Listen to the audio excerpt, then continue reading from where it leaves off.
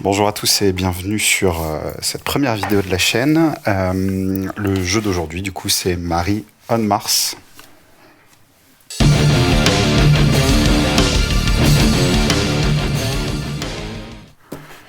Alors, Marie on Mars, qu'est-ce que c'est? C'est un jeu de Johannes Krenner, distribué par BlackRock Games en France. C'est un jeu où on va devoir déplacer Marie, donc le robot présent sur cette boîte, du début à la fin d'un niveau, tout en la programmant et en évitant différents pièges présents sur les cartes de niveau. Il y a une quarantaine de niveaux dans le jeu. Tous les niveaux du premier au 40e ont une difficulté vraiment croissante. Et ce jeu est la suite d'un autre jeu qui s'appelle Marie et l'usine foudroyée.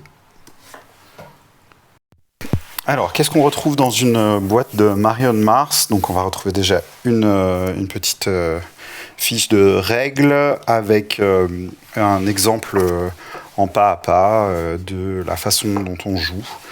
Je vous montrerai en fin de vidéo comment ça se joue. On va retrouver donc les différents niveaux qui sont... on a une vingtaine de cartes, donc du niveau 1 au niveau 40, donc avec, je le rappelle, une difficulté croissante. Ensuite, on retrouve une description des différentes tuiles présentes ici avec leurs effets, quelle est leur utilité, etc. Quelques conseils et puis éventuellement l'accès aux solutions. Le jeu nous prévient que la difficulté étant croissante, il est possible qu'on ait besoin d'indices et parfois de solutions pour éviter de rester frustré ou bloqué sur un niveau. Ensuite, on a la fiche d'indices. C'est des indices qui donnent pas du tout la solution, mais qui vont un peu aider et essayer de nous faire repenser la façon dont on cherchait la solution. Et ensuite, on a les différentes solutions que je ne vous montre pas, mais voilà, on a la solution pour les 40 niveaux. Comment donc jouer à Marie on Mars? Pour jouer à Marie on Mars, on va utiliser les différentes tuiles présentes ici et les programmer dans une espèce de timeline créant les mouvements de Marie. Marie étant un robot, elle va utiliser des commandes pour pouvoir se déplacer du début jusqu'à la fin du niveau et à nous de programmer Marie correctement pour qu'elle réussisse à passer le niveau. La première chose qu'on va faire, du coup, c'est prendre Marie qui ressemble à ça, et on voit qu'on a un dessin représentant Marie, donc on va la placer dans le même sens, la flèche montrant le sens dans lequel va Marie. Ça va être important pour la suite. Ensuite, on va prendre les 3 tuiles qui sont présentes ici, donc on en a une comme ça, qui correspond à ça. Ensuite, on en a une comme ça, qui correspond à ça. Et ensuite, on va prendre celle-là, qui correspond à ça. Le but du jeu, donc on va les mettre de côté, on va les mettre ici. Le but du jeu, ça va être donc de programmer Marie pour l'emmener jusqu'ici. On va poser à chaque tour une tuile. Une fois qu'on va avoir posé une tuile, Marie va faire le déplacement. Donc, par exemple, je pense que ça va être dans ce sens-là, et le jeu nous explique la façon dont c'est fait sur le premier niveau et nous donne des conseils. Mais grosso modo, je vais poser cette tuile-là et je vais déplacer Marie de 1 puisqu'elle est censée se déplacer de 1. Hop, elle va dans ce sens-là. Ensuite, le jeu nous l'explique, mais la logique voudrait qu'on la fasse déplacer encore de 3. Donc, je vais mettre cette tuile-là ici. Et je pourrais très bien, si je voulais, la mettre avant la tuile que j'ai jouée. L'ordre des tuiles va avoir un impact et une importance sur l'ordre des actions que va faire Marie. Donc, pour l'instant, en l'occurrence, c'est assez simple. Donc on va la déplacer de 1, 2, 3. Et ensuite, on va maintenant faire le dernier mouvement pour pouvoir l'emmener jusqu'ici. Donc si on mettait Marie ici, ce qui se passerait, c'est que Marie se déplacerait comme ça, et ensuite elle ferait 3 mouvements, et là elle sortirait du jeu, ce qui n'est pas possible. Si on faisait dans ce sens-là, si on mettait la tuile ici, Marie se déplacerait comme ça, de 1, et ensuite elle ferait 2, 3, ce qui n'est pas possible non plus. Donc elle était là, Voilà.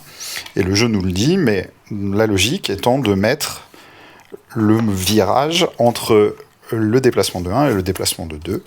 Donc, je vais avancer de 1. Marie se tourne dans ce sens-là. Et ensuite, elle se déplace de 1 et 2. Voilà. Et le niveau est réussi. Une fois que le niveau est réussi, on peut retourner la fiche, passer au niveau 2. Et on pose Marie. On reprend les tuiles qui sont présentes là. Le jeu nous donne un petit laïus sur ce qui se passe sur la carte. Et ensuite, on peut commencer à jouer le niveau. Et parfois, on va avoir des nouveaux éléments qui vont rentrer, comme ces espèces de petits robots. Celui-là, j'y suis pas encore, mais voilà. Et des nouvelles tuiles qui vont être expliquées au fur et à mesure à chaque fois qu'on les utilise.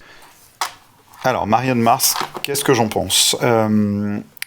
J'ai fait une vingtaine de parties à peu près, une vingtaine de niveaux.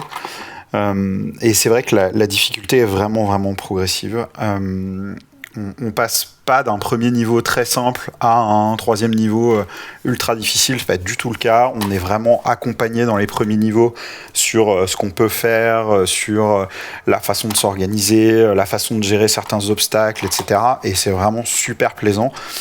Et on est à un moment, on finit par être quand même livré à nous-mêmes et ça devient un peu plus difficile.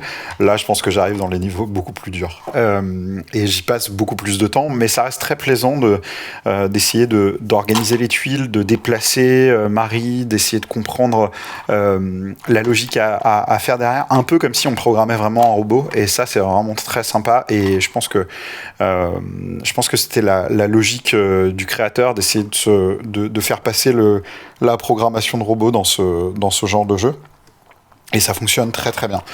En plus de ça, c'est un jeu qui a un tout petit format, donc c'est très pratique à transporter. Le temps d'installation est vraiment ultra court, et ça, c'est super agréable.